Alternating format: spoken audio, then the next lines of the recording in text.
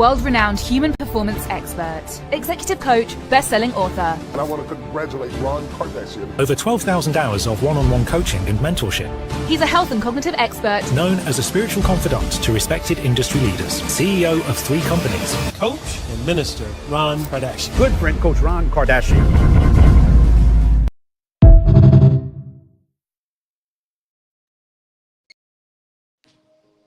Hey, good day, everyone. Tim Boyko here, and welcome to another episode of Always Winning in Leadership. I have with us Coach Ron Kardashian. We're going to get into an amazing topic, kindness, the most underrated performance strategy in business.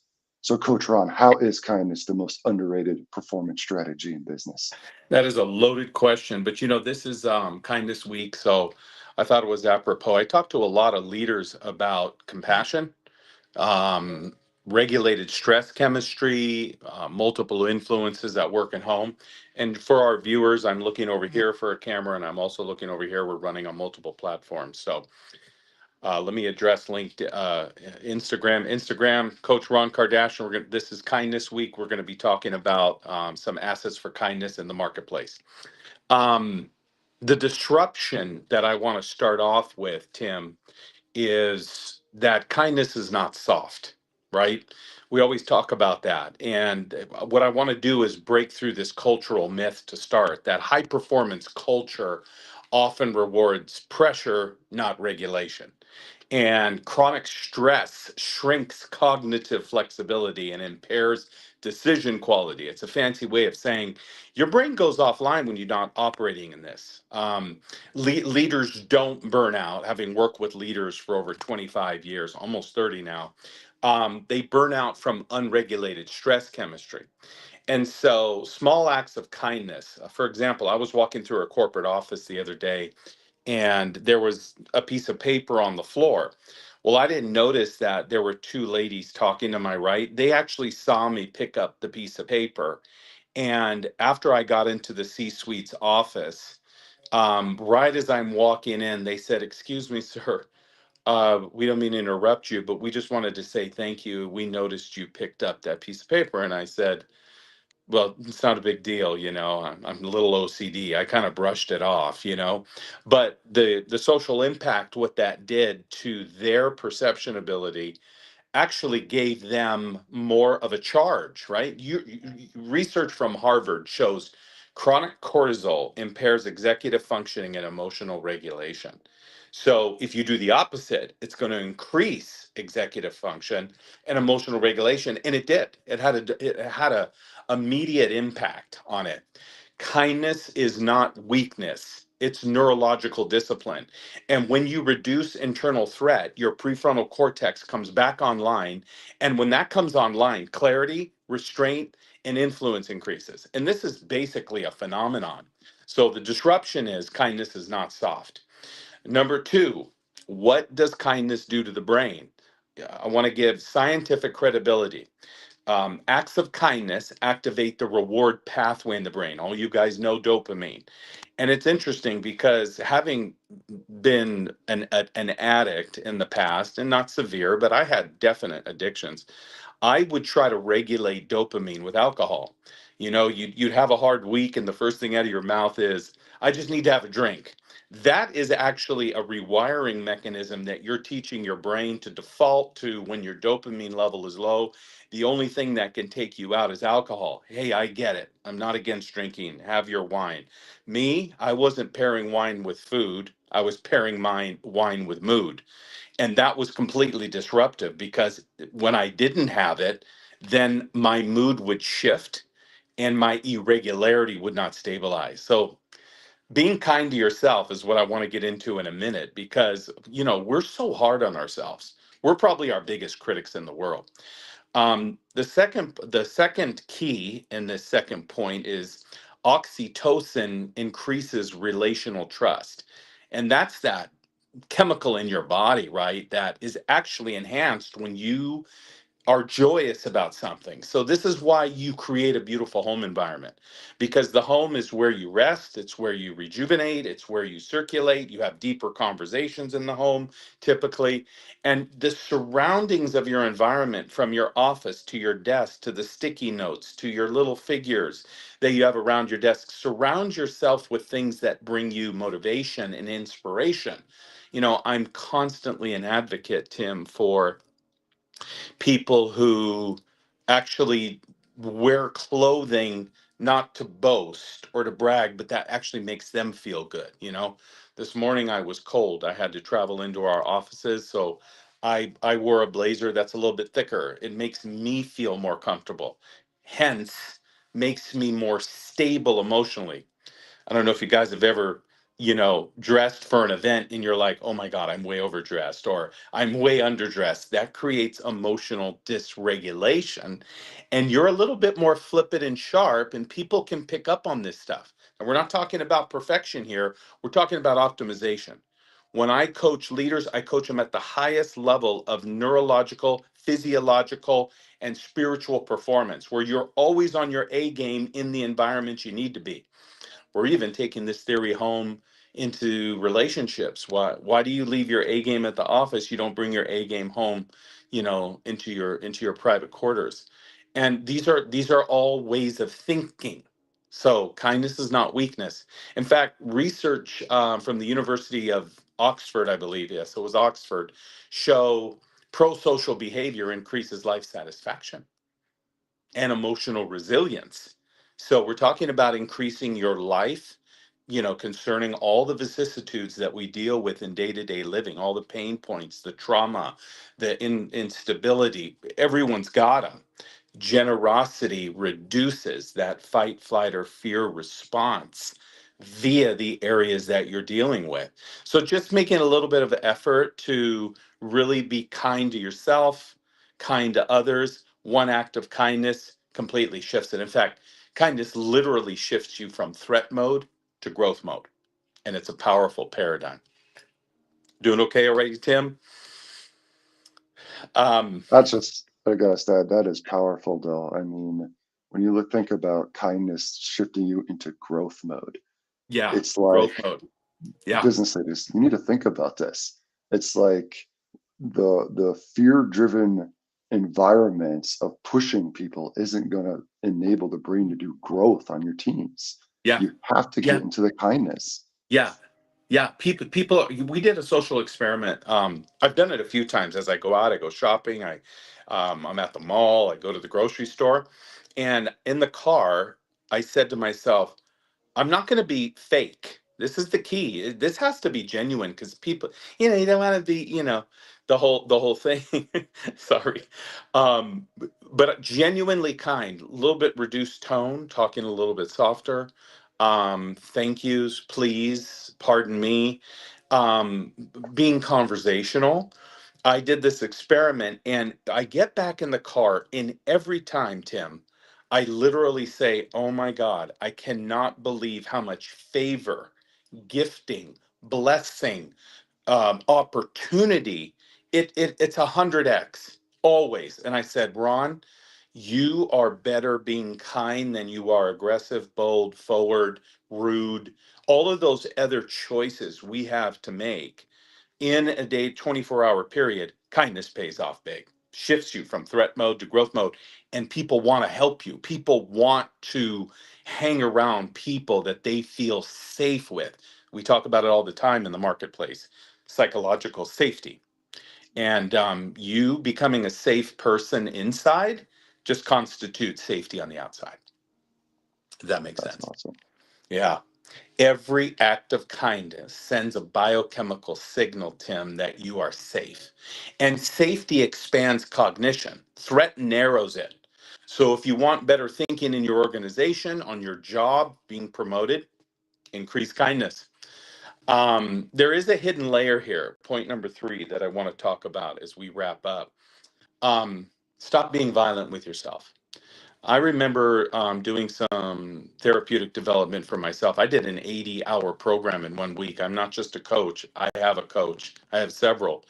And us coaches need it because we're constantly, being downloaded what people are going through. So we need detox mechanisms. And there was a therapist, I've told this story before, but it's worth repeating. There was a therapist that did a somatic breathing course, and I rolled my eyes because I was there for adjunctive theory, and I'm very analytical. So I just wanted, let me take it down, let me take the notes. We're all sitting on yoga mats. There's about 8 men in the room and 2 women. And she says, I have an opening question for all of you. What is your relationship with your body? And man, it hit me like a freight train because as I sat there and processed it, no one's ever asked me that. And the first word that came to mind was abuse, right? Crash dieting, marathons, heavy weight training, always mass load on my body. I'm a former strength and conditioning coach and power lifter. Of course, then you talk about addictions or food abuse or drugs, alcohol, whatever your vices are, abusive. And so the concept here is that we do want to move inwardly because self-criticism activates the same neural network as physical pain. And so how edgy we get when we're in physical pain. We're moody, and that's completely normal. But self-criticism does the same thing. Research on self-compassion shows reduced anxiety and increased resilience. So I started to go easy on myself, and the subconscious words that you say, you're an idiot, you're so dumb, and you roll your eyes at yourself. Chronic internal hostility keeps the nervous system on guard, and I was constantly doing that. Let's frame it around like getting increased pay. So you walk into a job. I'm coaching a lady right now who's completely frustrated with her career, and she wants to get out of there, but she's too afraid to stand up for herself, and she's too afraid to start looking for another job because they don't. All of her emails are tracked, and the whole thing. And I said to her, "Slow down, slow down. The internal mechanism is on overdrive. That's the amygdala. Fight, flight, or freeze. She's fighting and she's freezing." And so chronic internal hostility has kept her nervous system on guard. She has to leave. She doesn't have the boldness yet, and I'm working with her on this to write a beautiful letter emphasizing her value. And so we coach people through this process because most high performers are not failing externally. They're attacking themselves internally, if that makes sense. Many leaders are not stressed because of pressure. They're stressed because the voice in their own head. And the most dangerous culture in your company may be the one inside your mind. So let's wrap up with my amazing theory that I'm writing on right now, the heart-brain axis and epigenetic signaling. This is powerful, ladies and gentlemen, because all my stuff is basically developed through the HeartMath Institute, who I absolutely adore. And elevating your heart coherence, the best way to understand coherence is think about an incoherent person, right? If you're talking to someone and they're constantly on their phone or they're constantly distracted, you can feel coherence. You're like, hello, you're incoherent to what I'm talking about. I was on an executive meeting with my own team, and I had to tell one of my guys, can you please pay full attention here? He wasn't even on the Zoom screen. He was the only one not visible, but I could actually feel his disconnection, his lag time between answers, his tone, his voice fluctuation, his uhs, ohs. The heart sends more signals to the brain than the brain sends to the heart. This is proven theory now. You have 40,000 neurons that are perpetuating in your body. And it's important that you understand how this mechanism works, right? Coherent emotional states, when you are coherent, they improve processing, cognitive processing, day-to-day operations. And it would almost be like me not being fully coherent into you right now. There's a transmission happening here because I am 100% involved in your development. Even though I'm giving these away for free, it has nothing to do with the price point. It has everything to do with my mission, my vision, and that is humanitarian transformation. So I'm giving you my best, and that's why it takes deposit. Now, there were studies done that the DNA helix inside your ear as you're listening to me is actually shifting and changing. It does this by people you listen to on the media, podcasts, news. This is why the studies on watching breaking news all the time actually sends you in a distressed mode, and it constantly keeps you edgy, right? What's going to happen now? What's going on with the government now? What's going on with the market now? Take breaks. Deprogram yourself, because your emotional baseline is biological instruction. It is straight biology. It's creating flex points in your body, and prolonged stress is actually tied to sclerosis. Atherosclerosis is the hardening of the arteries. My background in the medical area in the health and fitness industry, man, this is why we were telling people to do cardiovascular work for decompression and also alleviation of those arterial walls to, get your blood flowing so you optimize performance. Remember, everything I discuss is at the highest level of optimal performance. It's physical, it's mental, it's spiritual, emotional, which ties into your financial, your relationships, and your family. It affects every area. Your internal dialogue is chemistry. Gratitude and kindness produce coherent heart rhythm, and coherence stabilizes cognition, and stabilized cognition produces wise leadership. Be your best. All right. Last point. The ripple effect. I tapped on it earlier. Epigenetics. Google this word. Get it down. Don't take my word for it. Research from the University of California, Berkeley shows prosocial behavior spreads socially through modeling action. How you behave. Think about a parent and a child. How you behave. My kids have picked up on areas that I've shown them. I've picked up on areas that my father showed me, my mother showed me. Some of them I hate. I don't know if you've ever stopped yourself and said, God, I sound just like my mother, or I sound just like my father. Well, this happens also with influence, people that you admire, people that impress you. You begin to develop personality traits based on observations that you may like or may not like. So, emotional contagion is real, and psychological safety predicts team performance. So if your team is anticipating you coming in a moody disposition, they're already on amygdala irregularity. Fancy word for saying they're already in freeze. They're on eggshells, so the receptivity levels drop. So when I coach executive level or keynote speakers or people getting ready for a PowerPoint presentation, I talk about the internal state of breathing first. Regulate yourself. Come into the meeting in a gentle disposition, not perfection. It's just called heart coherence. It's just balance.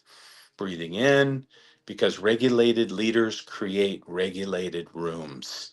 And this is important. One regulated leader can calm the entire room. Why? Emotional states are contagious. So if you carry calm, you multiply calm. If you carry criticism, you multiply fear. And this is why I'm training people, and the effects are so powerful. Okay, let me give you 3 daily practices before Tim asks me a question. Oh, I just had a question here because one of the things looking at this, and I know you taught me a lot of times we interchange niceness with kindness, Yeah. and they're actually two very different things. And as I learned when you knew you as my coach, um, niceness. Oh, I'll let you go. But what's the difference, and why kindness? You really explained how kindness is a powerful thing that we need to do and use, and how it's Yeah. an impact. But niceness actually is the opposite.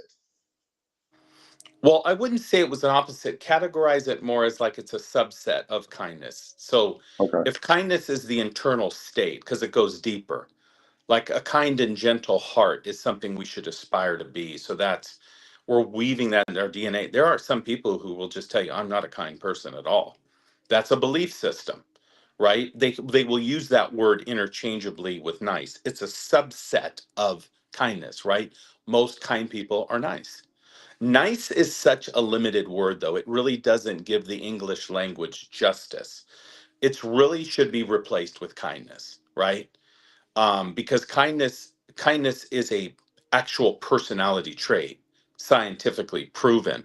We assess it here on our clinic under our personality trait. God, I can't think of it right now.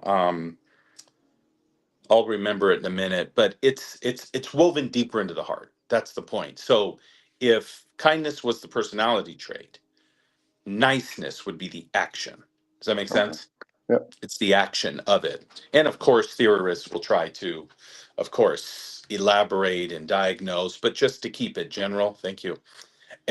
It's important that we understand conditioning of the heart.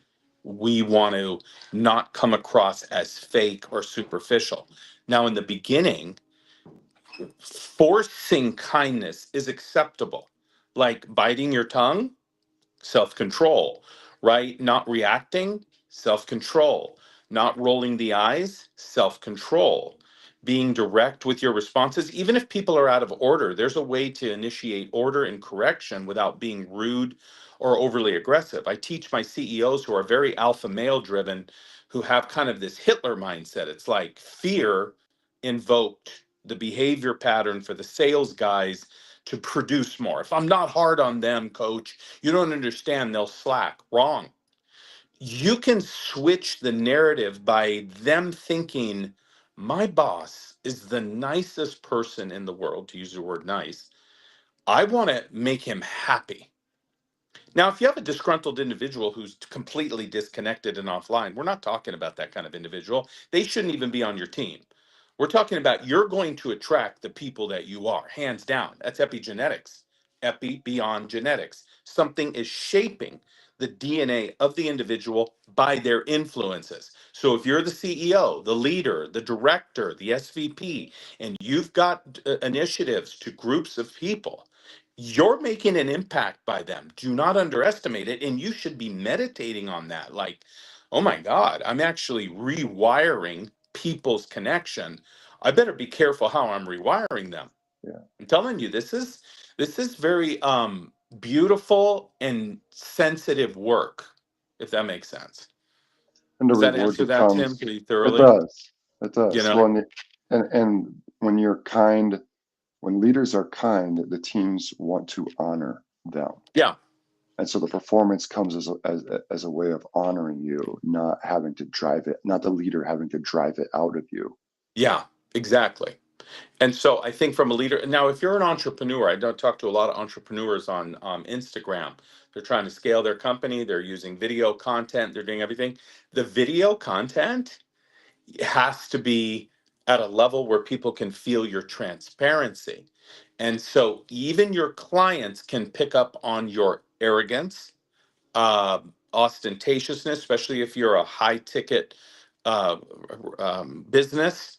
They can, throwing the thing around. Well, this is my rate. It's going to send a perpetuation of arrogance. They're going to seed that into other people, and you don't want that aroma. I've made that mistake. I think we all have.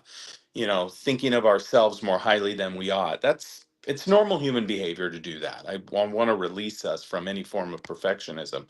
But as entrepreneurs, I've noticed that the higher your fees, the humbler you become because you're not faking it. Now, if you haven't made those fees yet, there's an incubation period of processing where you're going to be uneasy. So just pay extra close attention when you're going through that process to not come off overly aggressive or arrogant or conceited, because people are just trying to understand scope of services. And that's why having the vision of your identity, of your company, is so important, making it plain so that when other people read it, they'll actually run with you instead of against you. And if your vision aligns with their need, it's a match. And be firm on that match. You know what I mean? Don't bend it. That make sense? It does, absolutely. All right, let's wrap up with some daily practices. Number one, interpret internal hostility immediately. This is something I've learned I learned the hard way. Let's put it that way. Replace I failed with I'm learning. Replaced rejection with redirection. So if you were rejected by a client, you lost the deal, the M&A didn't close, you're devastated because you're feeling like you failed.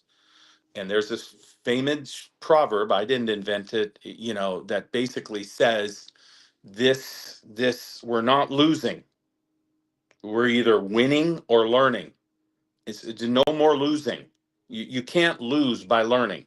And if you'll reframe that in the mind, it'll calm the amygdala, the hippocampus, the cerebral frontal cortex, and create what we call vagal regulation, vagal tone, which is tied to the parasympathetic nervous system, which helps you stay on your A game. Google this. You don't have to take my word for it.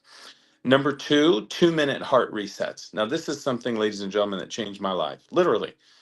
I was completely emotionally dysregulated, at least at home. On the business end, I was great.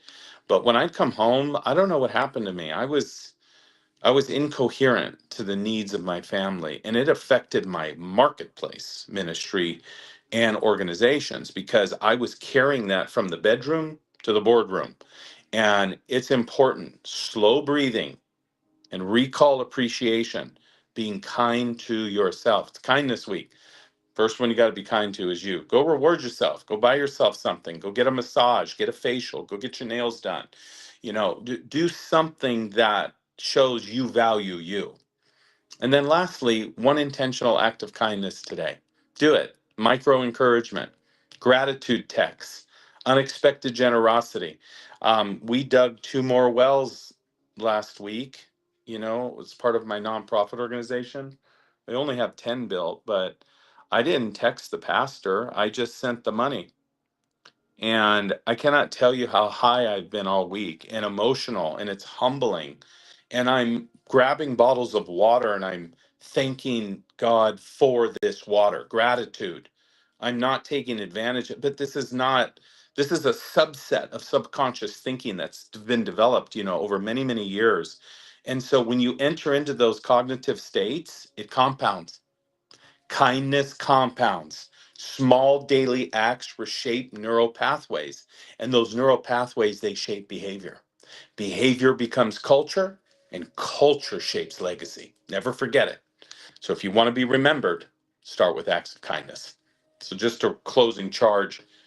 Emotional regulation is kindness. Cognitive optimization is kindness.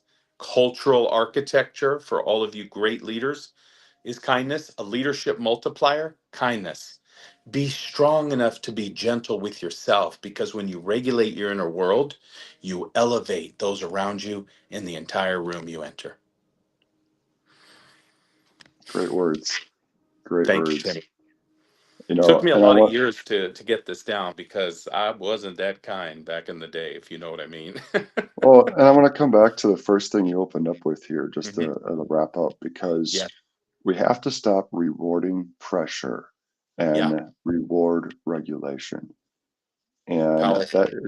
when you said that, that really lit up inside of me because, you know, Closing remarks on that as we see. Closing remarks on that. Is that what you wanted me to yeah, touch on? yeah, We're rewarding. What was the first word you used instead of we're, regulation? we're rewarding pressure in big Rewarding companies pressure. Yeah, instead of yeah, rewarding regulation. exactly. Something for you to think about. If you're running teams, you're running a company, or you're an entrepreneur, don't even reward yourself for pressure. Reward yourself that you were actually regulated in the rejection. That's for yourself.